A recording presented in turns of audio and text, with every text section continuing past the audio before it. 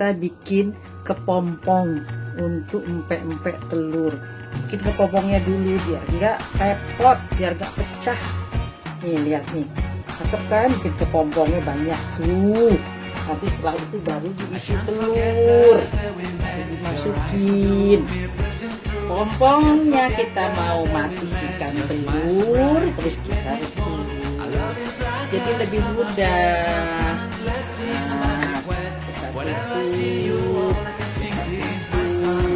Kita tutup, cantik kan? Dan ini praktis sekali. Halo, kita bikin pompong dulu yang banyak. Kita isi.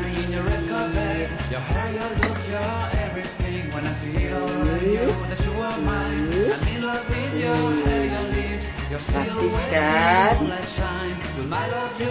Ya, ini dia hasilnya. Empek telur kecil. Makasih Mbak Ita, cantik kan punya aku.